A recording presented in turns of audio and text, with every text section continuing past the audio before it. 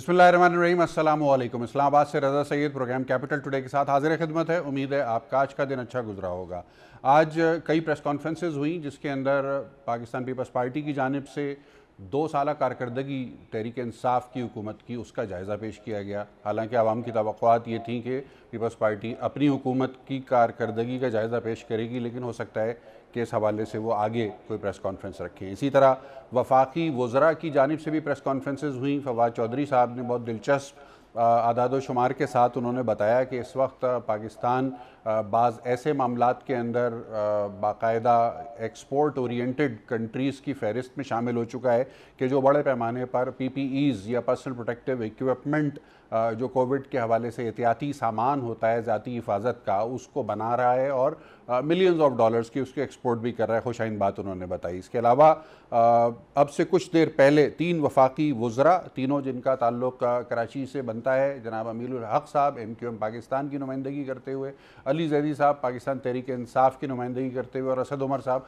गो कि वो MNA इस्लामाबाद से हैं लेकिन कराची में ही उनकी रहाइश रहती है।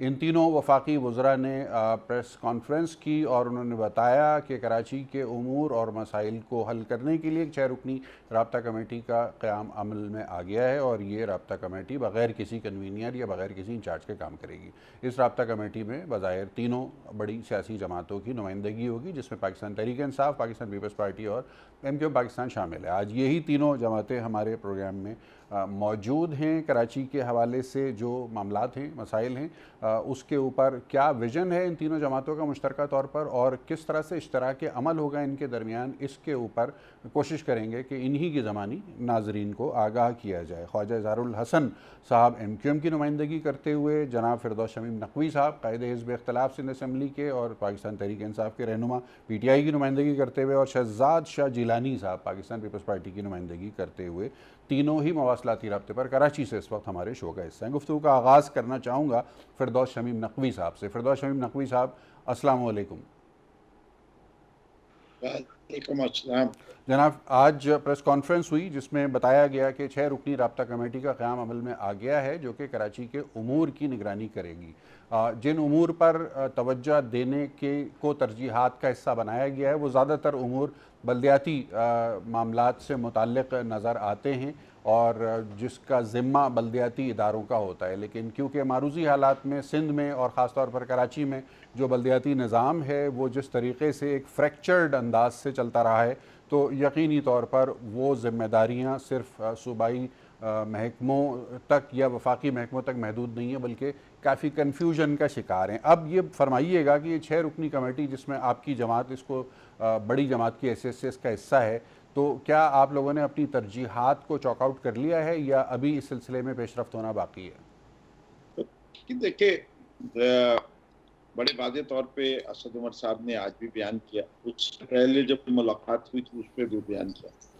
सबसे पहली तरजीह जो है वो ये है कि अवाम को रिलीफ मिले। जो बदहाली से वो गुजर रहे हैं उसके कम से कम उनकी बुनियादी ज़रूरतें पूरी की जाएं।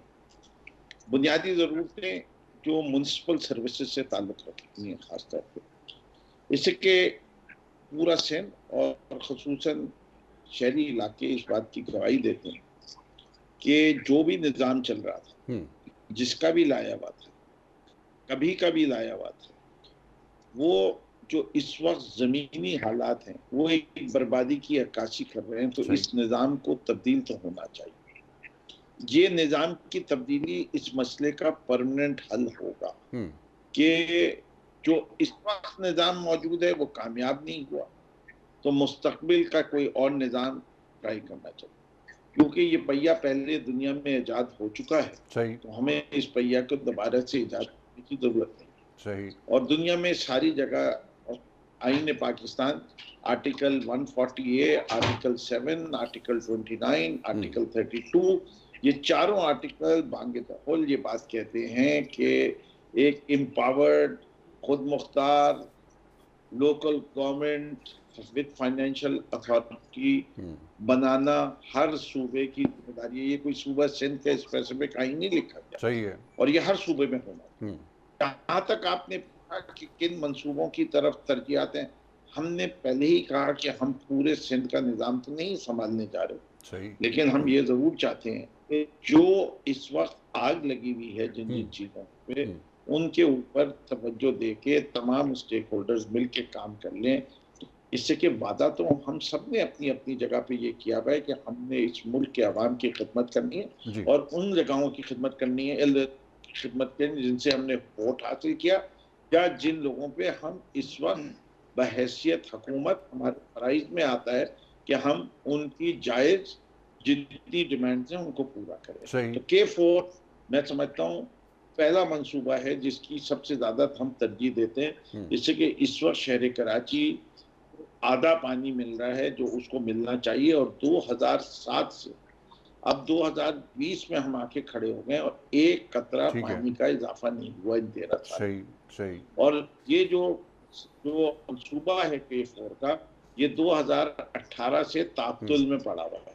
अच्छा, तो इस तातुल को तोड़ना है, ठीक है। सूबे पे काम शुरू है। ठीक जब है। आप पास कहते हैं ना ज़्यादा पानी आएगा तो ज़्यादा पानी की निकासी का निज़ाम भी होना बिल्कुल ठीक चाहिए। है, सही है। इस वक़्त कराची का कुल पानी बगैर ट्रीटेड अनट्रीटेड वाटर समुंदर में जा रहा है। सही है। कोई सीवरेज ट्रीटमेंट प्लांट और ये जिससे सिर्फ शदीद कराची किस्म की के सीवरेज माहौलियाती ट्रीटमेंट प्लांट आलूदगी के फैल नहीं, ये रही है। दरियाई सिंध में भी जितना सही। पानी डाला जा रहा है, हैदराबाद का, कोसी का, खक्कर का, इन सब शहरों का पानी जो है वो या तो नहरों में डाला जा रहा है जी। या दरिया में डाला जा रहा है और अनट्रीटेड है उससे और ये हम कंटेमिनेशन हो अपने रही है। ठीक है, फिरदौस शमीम मुस्तकिल नकवी साहब हमारे के साथ ही रहिएगा।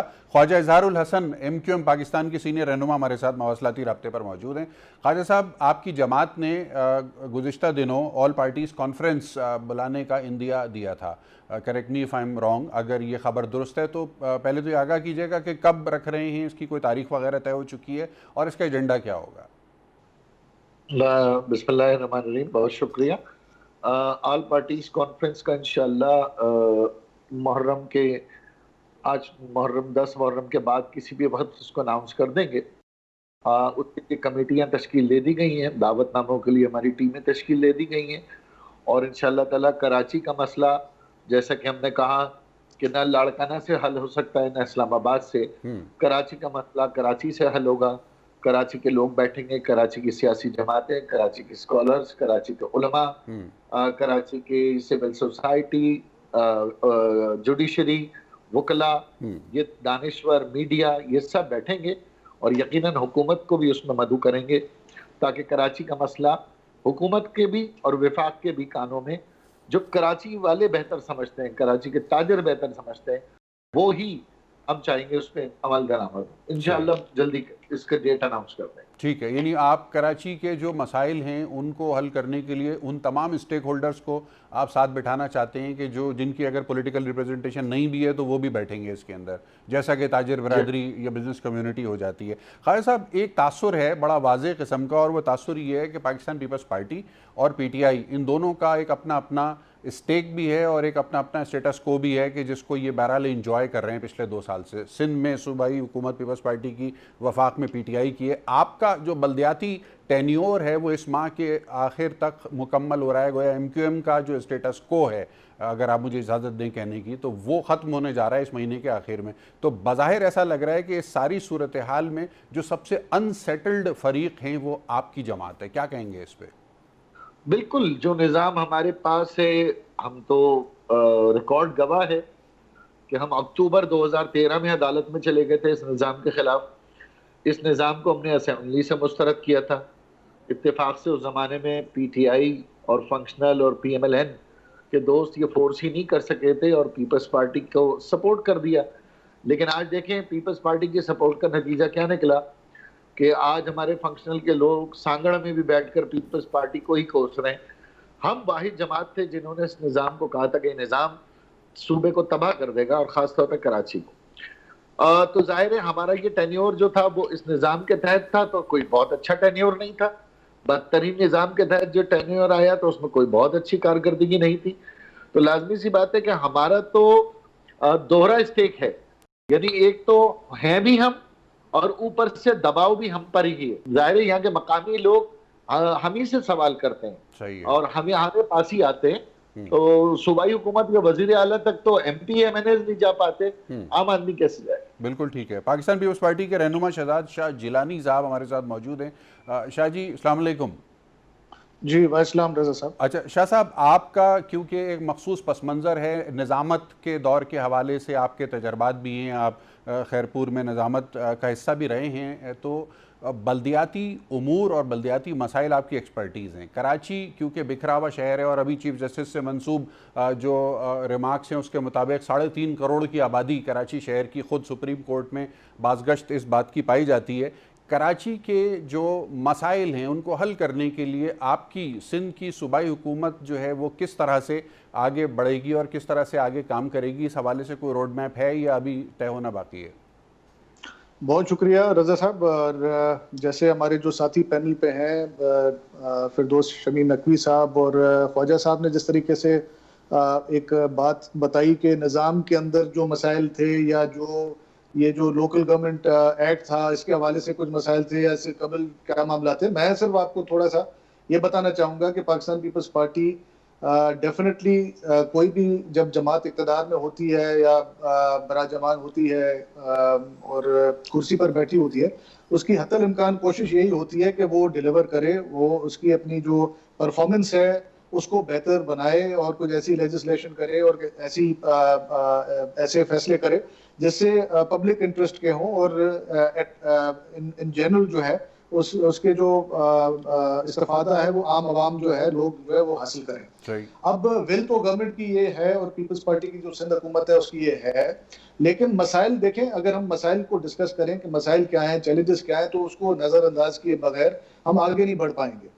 हमें ये देखना है कि आया जिन अवेलेबल रिसोर्सेज के अंदर रहकर हम सरवाइव कर रहे हैं, जो हमारी हक तलफी हो रही है, जो हमारा ड्यू राइट है, ड्यू शेयर है, वो सेंटर हमें दे रहा है या नहीं दे रहा है, हमारे जो PSDP शेयर्स हैं क्या उसमें हमें वो पैसे मिले, हमारे जो ADP की जो स्कीम्स जो स्लैश की गई थी 2018 के बजट के अंदर, या NFC शेयर में से 100 बिलियन हमें नहीं मिले, गैस शेयर हमें नहीं मिला, इन सारे चैलेंजेस के बावजूद S4 K3 ग्रीन लाइन ये सारे मंसूबे जो हैं उसमें अगर एलोकेशन है लेकिन पैसे रिलीज नहीं होंगे तो ऑब्वियसली एक क्राइसिस बढ़ेगा और उसकी जिम्मेदारी डायरेक्ट पाकिस्तान पीपल्स पार्टी के ऊपर या सिंध हुकूमत के ऊपर इसलिए नहीं आती क्योंकि जब स्टेक होल्डिंग का मामला होता है तो स्टेक होल्डिंग के अंदर जो है वो जब तक स्टेक होल्डर्स अपना हिस्सा नहीं डालते तो आपको पता है कि उसमें एक फरीक को उसमें कुछ नहीं कर सकता, या जो उसके अंदर स्टेक होल्डर है सिंगल हैंडेडली वो कुछ नहीं कर सकता।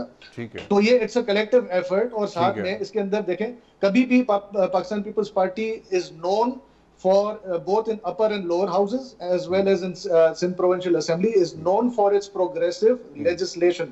हाँ बिल्कुल मसाइल हैं, लोकल गवर्नमेंट के अंदर मामलात बिल्कुल कहीं कहीं पेचीदा हैं, लेकिन अगर हम बात करें कि क्या ये सिर्फ जो है वो मामलात लोकल गवर्नमेंट या मेयर साहब या DMC के चेयरमैन तक महदूद है, तो मैं इसका जवाब दूंगा कि नहीं, क्योंकि कराची जितना बड़ा शहर है, दुनिया का चौथा पांचवा बड़ा शहर है, सबसे बड़ी आबादी वाला शहर है, अगर हम ऑफिशियली अनऑफिशियली में नहीं पढ़ते, मैं समझता हूं कि 4 करोड़ के करीब की आबादी है, अगर हम आउटस्कर्ट्स और स्लम्स को भी देख लें और कच्ची आबादियों को देख लें। ठीक है, बहुत बड़ी बात है कि आपने पाकिस्तान पीपल्स पार्टी के नुमाइंदे हैं और आप खुद ये बात तस्लीम कर रहे हैं कि कराची की आबादी लगभग 4 करोड़ के करीब पहुंच चुकी है। गुफ्तगू के सिलसिले को जारी रखेंगे एक मुख्तसर वक्फे के बाद।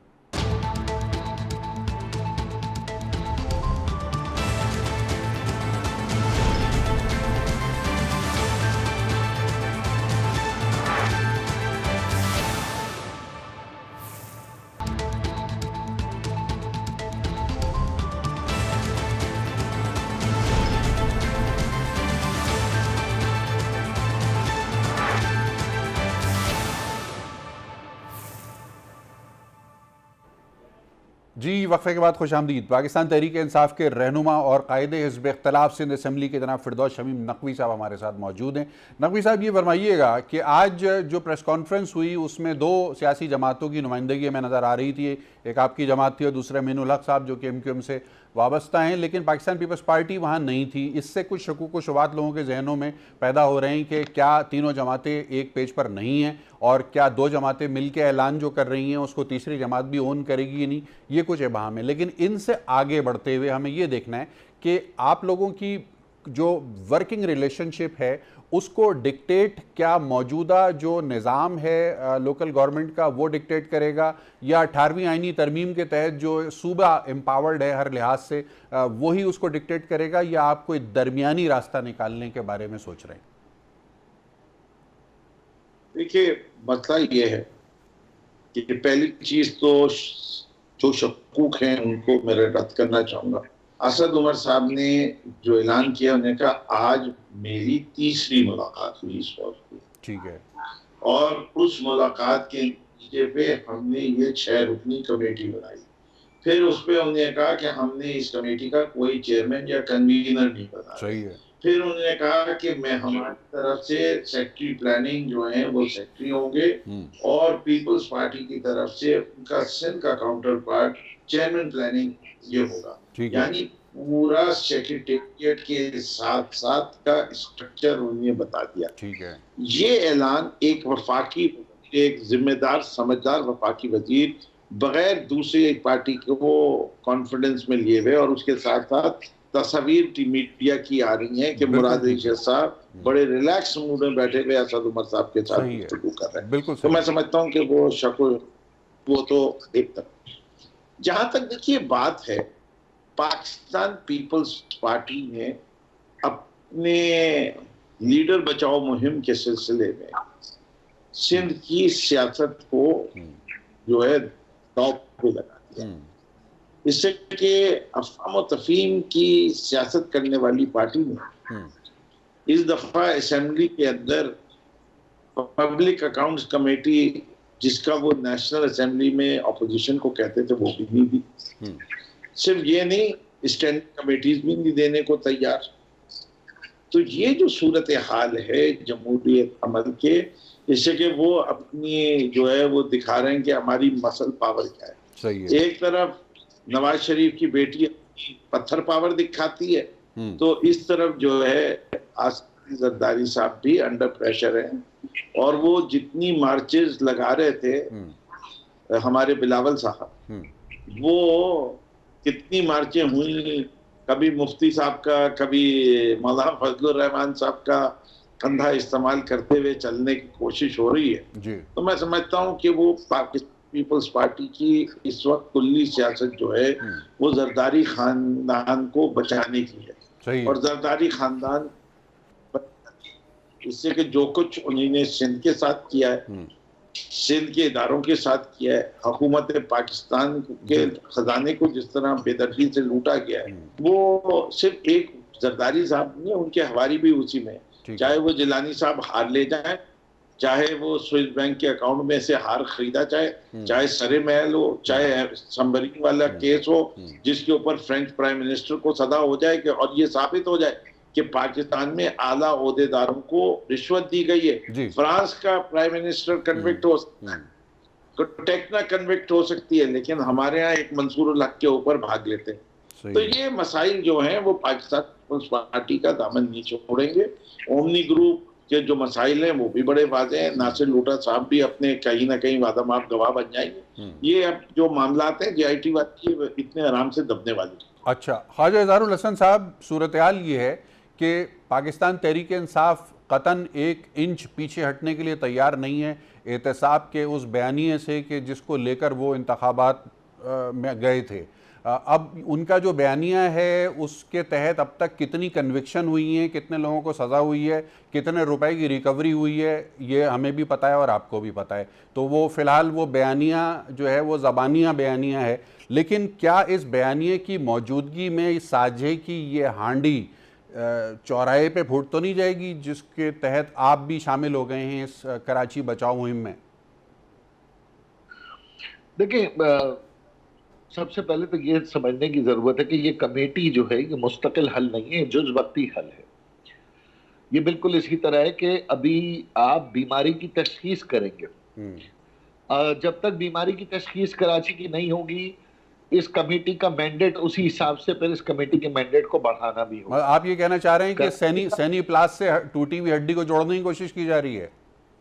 नहीं जी, मैं ये कहना चाह रहा हूँ कि किसी को कोरोना हो जाए तो कोई उसे होम्योपैथिक पकड़ा देता है, कोई उसे सना मक्खी पकड़ा देता है, कोई उसे कुछ पकड़ा देता है, लेकिन असल में मेडिसिन इजाद नहीं हुई है। सही है। तो कराची की मेडिसिन को समझना जरूरी है। जी बिल्कुल। और जब तक कराची का मसला नहीं समझेंगे, कराची का मसला सियासी भी है, इंतजामी भी है, माली भी है। मैं प्रोजेक्ट वाइज चलूंगा तो वो तो शायद पूरी रात गुजर जाए। सही है। भाई सियासी मसला है ना कि इस शहर के स्टेक होल्डर इस शहर के फैसलों में शामिल नहीं है, ये सियासी मसला है। ये इंतजामी मसला ये है कि ये 19 म्युनिसिपल कॉरपोरेशन हैं जो कराची को चला रही हैं, कोई किसी को जवाबदेह नहीं है, कोई चेन ऑफ कमांड नहीं है। साहब हमारे पास मौजूद इत्तला के मुताबिक कल सुबह सिंध सूबाई काबीना के इजलास के एजेंडा आइटम में ये बात शामिल है कि अगला एडमिनिस्ट्रेटर कराची कौन होगा, इसका फैसला मुमकिन तौर पे कल हो जाएगा सूबाई काबीना के इजलास में। क्या आप लोगों को एतमाद में लिया गया इस हवाले से? बिल्कुल एतमाद में नहीं ली गया, और मैं बड़े वाज़ेह तौर पे कहना चाहता हूं, अगर इंतजामी तौर पर जो कि कराची में इस वक्त हो रहा है कि अपने मनपसंद अकरबा परवरी के ऊपर बुनियाद पर आप अफसरान ला ला के अपनी बरादरियों, गांव गोटों से अपनी ताल्लुकात के रिश्तेदारों को लाके भर्ती करेंगे, जैसे भी डीसी सेंट्रल का मामला आपके सामने आया था।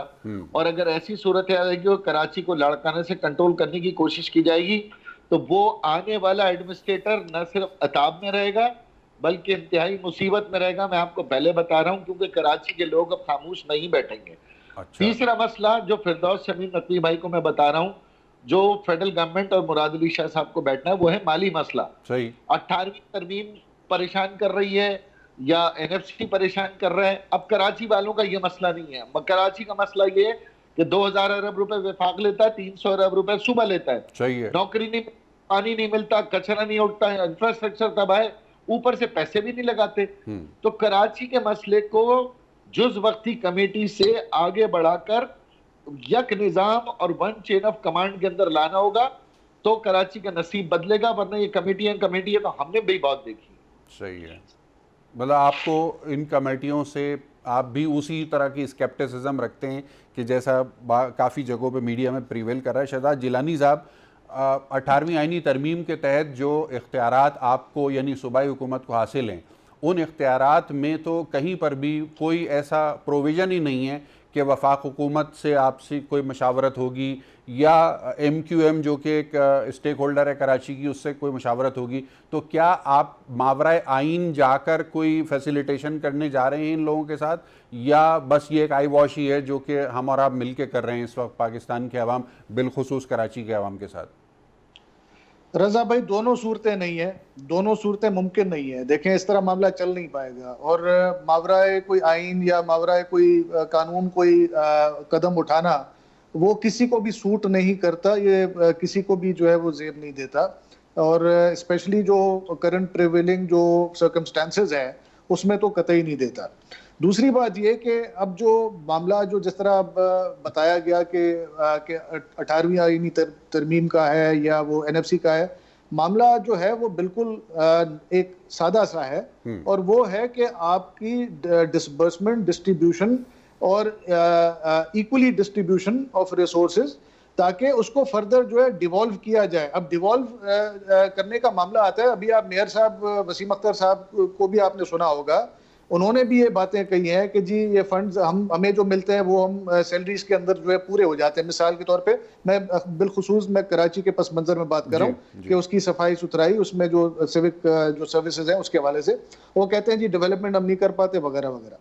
देखिए, मसला ये कि जितना फंड आपके पास होगा उतनी उसकी हिसाब से उसका जो है डिस्ट्रीब्यूशन होगी, उसकी डिसबर्समेंट होगी, और उसी के हिसाब से आपको मामला चलाने हैं। देखें, आउट ऑफ कहते हैं ना कि एक चीज़ें होती हैं जो कि ये मिसलेनियस आइटम में डाल दो, ये फलानी तरफ से जो है वो आउट ऑफ जो है वो फलानी जगह से कर दो, फिर ये अप्रोप्रिएशन हो जाएगी।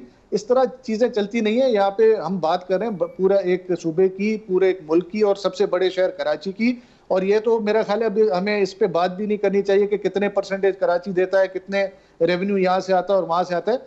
मसला एक ये है कि हमारी विल जो है, अगर जो जिनके स्टेक्स हैं कराची के अंदर, यहाँ पर बिजनेसमैन कम्युनिटी है, यहाँ पर मुत्तहिदा कौमी मूवमेंट है, यहाँ पर PTI को मैंडेट मिला है, पाकिस्तान पीपल्स पार्टी सिंध में हुकूमत कर रही है, कराची से भी कुछ सीटें मिलजुल कर, और बाकी भी बहुत सारे स्टेक होल्डर्स हैं, और यहाँ पर मजदूर तबका है, यहाँ पे लेबरर्स है, हर कोई यहाँ पे देखें एक स्टेक होल्डर है। सही। मसला सिर्फ एक चीज का आ रहा है, if there is a problem, जिस तरह अभी बात हुई कि जी प्रॉब्लम क्या है, प्रॉब्लम सिर्फ एक चीज का है, वो है विल का। इफ अगर आपकी विल, अभी इजहार भाई ने कहा कि जनाब ये कोरोना वायरस और वो उस पे जो है वो कोई होम्योपैथी पास जा रहा है, देखें हम तो आपको इलाज बता रहे हैं कि जी वेयर मास्क, हम आपको इलाज बता रहे हैं कि जी वॉश योर हैंड्स, हम आपको इलाज बता रहे हैं सोशल डिस्टेंसिंग, मगर अगर आप ही ना करना चाहें और आप जो है इधर उधर देखें, आप होम्योपैथिक के पास चले उधर चले जाए। सही, तो आप इलाज बता रहे हैं लेकिन इलाज मसला यहाँ करने पर के लिए आता है। पैसे नहीं दे रहे हैं। ये शिकायत आपको वफाक से है और यही शिकायत वसीम अख्तर साहब के बल्दियाती निज़ाम को सिंध की सूबाई हुकूमत से है। गुफ्तगू के सिलसिले को जारी रखेंगे एक मुख्तसर वक्फे के बाद।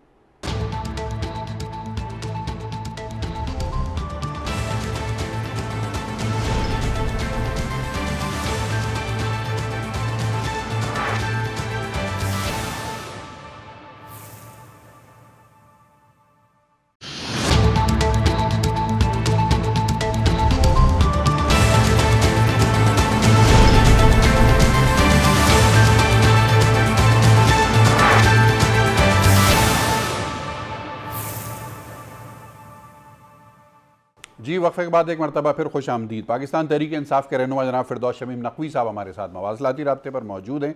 नकवी साहब, सूरत हाल ये है कि कराची के हवाले से जो माजी के तजर्बात हैं, पाकिस्तान के अवाम और कराची के अवाम बिलखुसूस बहुत ज़्यादा तजर्बा रखते हैं कि हुकूमती कोएलिशंस बनते रहे, ख़ास तौर पर पीपल्स पार्टी और MQM के दरमियान। इस मरतबा पहली मरतबा है कि PTI इसमें एक बड़े स्टेक होल्डर के तौर पर आई है। अंदेशे ये हैं कि जनाब साजे की हांडी जो है वो बीच चौराहे पे फूट जाती है जाके, और फिर उसके बाद एक दूसरे के ऊपर इल्ज़ाम तराशी का ना ख़त्म होने वाला सिलसिला शुरू हो जाता है, जिसके अंदर पूरी क्रोनोलॉजी के साथ बैठ के पॉलिटिकल स्टेक होल्डर एक दूसरे पर इल्ज़ाम लगाते हैं। अवाम इस सारे मामले में पिस जाते हैं और वो कन्फ्यूजन उनका अपनी जगह पे रहता है। सवाल मुख्तसर ये करना चाहूँगा आपसे कि क्या कोई ऐसा मैकेनिज़्म तरतीब दे रहे हैं आप लोग कि जिसमें इस बात को यकीनी बनाया जा सके कि ये 3 जमातों पर मुश्तमिल कमेटी लाजमी तौर पर मस्बत नताइज लेकर ही उठे, और ऐसा ना हो कि एक प्रेस कॉन्फ्रेंस की जा रही हो जिसके अंदर गिले शिकवे और दुखड़े बयान करके इस कमेटी का तिया पैंचा हो जाए? देखिए, आपके जो खदशात हैं उनमें वजन बहुत है, लेकिन जो सूरत हाल इस वक्त है वो ये कि अवाम तो पिस चुके हैं, पिस नहीं रहे, पिस चुके हैं। अब ये पिसे हुए अवाम को जो भी रिलीफ दिलाया जाए वो इस निज़ाम से और इस सूरत हाल से बेहतर। हमें इस शहर का मैंडेट मिला। मैं माजी की उन जमातों का जिक्र नहीं करना चाहता, इसके वो तारीख का हिस्सा है तो अच्छा है, जिन्होंने इस शहर की बर्बादी की तारीख लिखी, इस रोशनियों के शहर को अंधेरे का शहर बना दिया, जिन्हें बोरी बंद लाशें, जिन्होंने भत्ते ले लेके इस शहर की मईशत को तबाह कर दिया। लोग दुबई चले गए, लोग बांग्लादेश चले गए, लोग चिन्योट चले गए, लोग फैसलाबाद चले गए और ये शहर बर्बाद हो गया। मैं उनकी भी बात नहीं करना चाहता कि जिन जमातों ने इख्तिदार में रही और उन्होंने अपने पार्टी के वर्कर्स के बेतहाशा लोगों को नौकरियां दी, गोस्ट एम्प्लॉयज क्रिएट किए और बड़े फख्र से कहते हैं आज भी कि हम तो और नौकरियां देंगे, चाहे उन इदारों के अंदर अब पेंशन को पेंशन ना मिले और इकोनॉमिकली अनवायबल ऑर्गेनाइजेशंस क्रिएट कर। ये वही शहर है जिसमें मलिक रियाज साहब को MDA जमीन देती है और वो 7 खरब रुपए की पेनल्टी देने को तैयार होते हैं, लेकिन MDA खुद वो स्कीम ला नहीं सकती। जो लियारी डेवलपमेंट अथॉरिटी है वो हॉक्सबे की स्कीम लाती है, बना नहीं सकती। वो नासिर हुसैन शाह साहब सीनियर वजीर का ओहदा रखते हैं, जब वो ट्रांसपोर्ट के वजीर थे आज से 12 साल पहले जब हुकूमत शुरू हुई थी। 10,000 बसों का वादा उन्होंने पहले माह में किया था, आज 12 साल में 10 बसों से ऊपर नहीं है। तो इस शहर को, पिसे हुए शहर को अगर कोई भी कोशिश की जाती, इसकी कोई मरहम पट्टी कर ली जाए और उसका नतीजा कुछ अच्छा आ जाए तो मैं समझता हूँ वो रिलीफ हो। इस वक्त आप देख लीजिए, एक एनडीए में को एक बारिश के सिलसिले में 3 नालों की सफाई दी, तो वो इलाका जो पिछली तरफा पूरी तरह डूबा हुआ था, सही है, वो 4 दिन की 5 दिन की चंद करोड़ रुपए का खर्चा, वो ब्लॉकेड्स रिमूव कर देने से ये शहर ने वो तबाही नहीं देखी जो एक हफ्ते पहले देखी, जबकि बारिश भी ज्यादा हुई। और आपको पता है जब ज्यादा बारिश होती है तो ज्यादा पानी आता है। जी सही, बिल्कुल ठीक है। ख्वाजा इज़हारुल हसन साहब, पाकिस्तान तहरीक इंसाफ मरकज़ में एक उनकी लगी लगाई नौकरी है, रोज़ी रोटी उनकी वहाँ से चल रही है। पीपल्स पार्टी की सिंध में रोज़ी रोटी चल रही है। आप लोग अभी थोड़ा सा कन्फ्यूजन में जा रहे हैं, इसलिए कि आपकी जो छोटी सी एक रोज़ी रोटी का बंदोबस्त था वो इस महीने के अख्ताम में ख़त्म हो रहा है। कैसे यकीनी बनाएंगे आपके ये 3 जमातों का इत्तेहाद जो है ये बिखरे नहीं? आप किस तरह से इनको बाइंड करेंगे आपस में कि रिजल्ट आ जाए और कराची के आवाम को वो मिल जाए कि जो वो डिज़र्व करते हैं? देखिए, मसला जो बात अभी हमारे साथी जनरल भाई कर रहे थे, मसला अब कराची का जो है ना वो किसी ना किसी तरह हल होना है। अब आप सियासी जमातों को या जमहूरियत की आड़ मारी या किसी भी कानून की आड़ में अब आप इस मसले को लिंगर ऑन कर नहीं सकते। सही, क्योंकि हम अदालत में भी मौजूद हैं, हम अदालत में भी हैं, हम अवाम में भी हैं, और हम इस वक्त फेडरल हुकूमत में भी हैं। हमारी तो तरजीह यही है पीटीआई के साथ इत्तेहाद पर कि भाई अगर हम कराची के सिस्टम को नहीं बदल सके और हम वो रेवोल्यूशनरी लॉज नहीं ला सके जिसको लोकल गवर्नमेंट कहते हैं, तो फिर ये वक्ती सलूशन भी हमारे सर पे पड़ जाएगा। सही। तो मैं जो बार बार बात कर रहा हूं कि इस कमेटी के टीओआर को एक्सटेंड करना पड़ेगा। मुराद अली शाह साहब को पसंद हो या ना पसंद हो, सूबा पाकिस्तान की मिल्कियत है, सूबा फेडरेशन को राइट है, जुडिशरी को राइट है, और कराची के लोग कम से कम अगर पॉलिसी पीपल्स पार्टी की ये रही तो सिंध में हम पीपल्स पार्टी के रहमो करम पे तो नहीं रह सकते, और इस सिलसिले में फिर हम अपनी एक अलग स्ट्रगल का आगाज करेंगे अगर ये मामला हल नहीं हुआ। आपका इशारा शहरी इलाकों पर मुश्तमिल सूबे की तहरीक की तरफ है। देखिए भाई, मैं कोई खैरपुर का जो है ना वो हारी नहीं हूँ, मैं कोई दादू के अंदर रहने वाला कोई गरीब नहीं हूँ जिसको पानी आप ना दें या जिस पे आप बकरी चोरी की एफआईआर कटाएं। भाई मैं हूँ 3 करोड़ की शहर की आबादी का एक शहरी। अगर ये निजाम नहीं बदलेगा शहर को इसी तरह लूटा जाएगा। और खास तौर पे मैं जिलानी भाई आपसे भी कहूंगा और सिंध के नौजवानों से भी कहूंगा, सिंध और पीपल्स पार्टी दो अलग-अलग चीजें हैं ना। अगर पीपल्स पार्टी के एहतसाब पे जाते हैं तो सिंध को खतरा कोई नहीं है, सिंध को खतरा है पीपल्स पार्टी से। माजी में भी अगर पीपल्स पार्टी की हुकूमतें बरतरफ की गई हैं तो उनके अपने सुदूर की तरफ से मावरा अदालत कदर और करप्शन के इल्जाम हैं। आप फारूक लगारी साहब की तकरीर सुन लें, आप गुलाम इसाक खान साहब की तकरीर सुन लें, भाई ये आप पर पुराने इल्जाम है, ये नए इल्जाम नहीं है। लेकिन अब पाकिस्तान मुतहम्मिल नहीं हो सकता। मुझे नहीं पता प्राइम मिनिस्टर इमरान खान साहब एहतसाब को किस हद तक आगे लेके चल पाते, लेकिन ताहाल मुल्क लूटने वाले शिकंजे में नहीं आए हैं ना। आज भी देखिए पाकिस्तान का अरबों रुपए, 2000 अरब रुपए डेफिसिट में मुल्क चल रहा है। मुल्क ऐसे चलता है? मैं तो कह रहा हूं कराची को बाइख्तियार करें, 10 साल के अंदर यहाँ के ट्रेडर्स, यहाँ के बिजनेसमैन पूरे विफाक का भी कर्जा उतार देंगे और इंशाल्लाह पाकिस्तान को सरप्लस में ले जाएंगे। ये तो वो शहर है। ठीक है, इस शहर का पोटेंशियल तो इतना है, घोटकी का पोटेंशियल है, हैदराबाद का पोटेंशियल है। आप देखें घोटकी कितना बड़ा इंडस्ट्रियल जोन था, तबाह हो गया। क्यों तबाह हो गया? आखिरकार इस सूबे के अंदर जब आप काम ही नहीं करेंगे और सिर्फ इस सूबे में रोटी कपड़ा और मकान लेकर भूख इफलास और कब्रिस्तान देते रहेंगे तो भाई हम तो इंतजार नहीं करेंगे। जमहूरियत का भी इंतजार जिंदगी की आखिरी सांस तक तो कोई भी नहीं करेगा। मैं तो नहीं चाहूंगा मेरे बच्चे सिसकते रहे इस सूबे के अंदर या इस हुकूमत के हाथों। ठीक है, शहाद अली शाह जिलानी साहब, तलखियाँ तो माजी की हैं, इसमें कोई शक नहीं है, और बुरे तजर्बात ही हैं जो कि भरे पड़े हैं। कराची के शहरियों को रिलीफ देने के लिए एक गोल्डन अपॉर्चुनिटी बन सकती है आप 3 सियासी जमातों का ये इश्तराक अमल। क्या कमिटमेंट दे सकते हैं आप हमारे नाजरीन को अपनी जमात के बिहाफ पे कि आप इस सारे मामले को किसी पॉजिटिव कंक्लूजन की तरफ ले जाने के लिए अपनी तमाम एफर्ट्स करेंगे? रजा भाई, सबसे पहले हमें अपने सोच को बदलना होगा। सबसे पहले हमको इल्ज़ाम तराशियों की सियासत को तर्क करना होगा। अगर हम हल चाहते हैं, मसाइल का हल हमें वाकई विद लेटर एंड स्पिरिट हमें निकालना है, तो हमें उसकी तरफ बढ़ना भी होगा। जी। हमें सॉफ्ट कॉर्नर डेवलप करना होगा।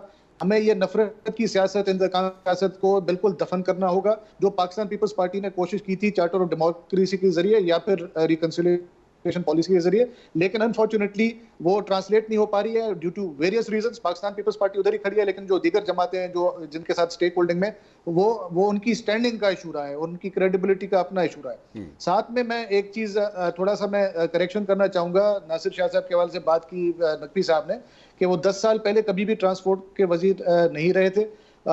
उनको जो वजारत मिली है वो 4 साल पहले, 5 साल पहले वो वजारत वाले सिस्टम के अंदर कैबिनेट में आए। उससे कबल वो कभी भी उन्होंने 10 साल पहले कोई बसों का वादा नासिर शाह साहब ने कम अज कम नहीं किया। दूसरी बात ये चले कि 7 अगर साल हम बात पहले कर किया रहे था। हैं हाँ। कि अगर हम बात कर रहे हैं कि कराची और सिंध के हवाले से, तो हम ये बात कर रहे हैं कि एक ही सूबा है, ठीक है। अगर आप बात कर रहे हैं कि पीपल्स पार्टी अलग है और सिंध अलग है, देखिए लेकिन मैंडेट जो सिंध के अवाम दे रहे हैं वो तो दे रहे हैं पीपल्स पार्टी को, और मोर देन एवर, मतलब कि इससे भी माजी से भी ज्यादा इस बार मैंडेट मिला। अब ये एक डिबेटेबल बातें हो सकती हैं कि किसको कैसे मैंडेट मिलता है, कराची में जो है वो किसकी सीट है, किसको दी गई, वो उस पर मैं नहीं जा रहा। मैं वही बात कर रहा हूँ कि मैं ब्लेम गेम में नहीं जाना। हमें वे फॉरवर्ड अप्रोच अपनानी है। वे फॉरवर्ड अप्रोच के लिए हमें एक टेबल पर बैठना है, मसाइल का हल निकालना है, आइडेंटिफाई करना है ग्रे एरियाज को, हमने फॉल्ट लाइंस को आइडेंटिफाई करना है। फॉल्ट लाइंस कोई अभी तक हम उस पर बैठ के हम इल्जाम तराशियां कर रहे हैं, तो सबको अपनी अपनी जिम्मेदारी लेनी है। कराची के अगर 13 एमएनए या 14 एमएनए अगर पीटीआई के, उनको अगर डेवलपमेंट फंड मिला है तो वो कहाँ खर्च हुआ, उसको भी हमें देखना है, उसको भी हमें चैनलाइज करना है। अगर मुत्तहिदा कौमी मूवमेंट पाकिस्तान को अगर मैंडेट मिला तो उनको उनका जो मामलात हैं, जो उनके जो डीएमसीज हैं या उनके पास, उसका भी एहतसाब होगा। पाकिस्तान पीपल्स पार्टी का भी बेशक करें, मैं इस हक में हूं कि सबका करें, फिर अक्रॉस द बोर्ड करें और अक्रॉस द बोर्ड पॉलिसी हो ताकि यूनिफॉर्मिटी हो, ताकि ये जो महरूमियां और ये जो बातें हो रही हैं इसका खात्मा तभी पॉसिबल होगा जब हम सब एक पेज पे होंगे और एक ही राग अलाप रहे होंगे, तो इंशाल्लाह ये मसाइल भी हल हो जाएंगे और बेहतरी भी आ जाएगी। ठीक है जी, बहुत बहुत शुक्रिया मेहमान गिरामी, कीमती वक्त दिया हमारे नाजरीन के लिए। कराची के जो मसाइल हैं उसको समेट कर और उनको हल की तरफ लेके जाना, ये है कराची के अवाम की और पाकिस्तान के अवाम की मफाद की नंबर 1 बात। इस मफाद को पूरा करने के लिए हमारी सियासी जमातें कितनी कमिटमेंट का मुजाहरा करती हैं, ये वेट एंड सी वाली सूरत हाल है। गुज़िश्ता एक हफ़्ते के दौरान बहरहाल ये एक पॉजिटिव डेवलपमेंट है कि तीनों बड़ी सियासी जमातें कम से कम एक साथ बैठकर और एक कमेटी का हिस्सा बन के अपना हिस्सा डालने की बात ज़रूर कर रही हैं। अमली तौर पर ये चीज़ें किस तरह से ट्रांसलेट होंगी प्रैक्टिकली सोल्यूशन की शक्ल में, इसके बारे में हम सब की फिंगर्स क्रॉस्ड हैं। हम सब इंतज़ार कर रहे हैं कि ये तीनों सियासी जमातें जो कि मेजर स्टेक होल्डर हैं कराची की, ये किस तरह कराची को रिलीफ प्रोवाइड करती हैं। हम भी यहीं पर मौजूद हैं और आप भी यहीं पर मौजूद हैं। कराची के आवाम के मसाइल को हल होना चाहिए और उसके लिए जैसा कि ख्वाजा ज़ारुल हसन ने कहा कि क़यामत तक इंतज़ार नहीं किया जा सकता या आखिरी सांस तक इंतज़ार नहीं किया जा सकता। सोल्यूशन वही होता है जो आपको आपकी ज़िंदगी में मिल जाए। आप अपने बच्चों को मसाइल दे के नहीं दे के जाना चाहते किसी भी सूरत में। अपना बहुत ख्याल रखिएगा। इंशाल्लाह फिर आपसे मुलाकात होगी नए मौजू के साथ। मेहमान गिरामी का बेहद शुक्रिया। कोविड की एहतियात जारी रखने का एक दफ़ा फिर हम याद दहानी कराएंगे, इसलिए कि अभी कोविड मुकम्मल तौर पर ख़त्म नहीं हुआ है। अपना बहुत ख्याल रखें। जी पाकिस्तान के लिए।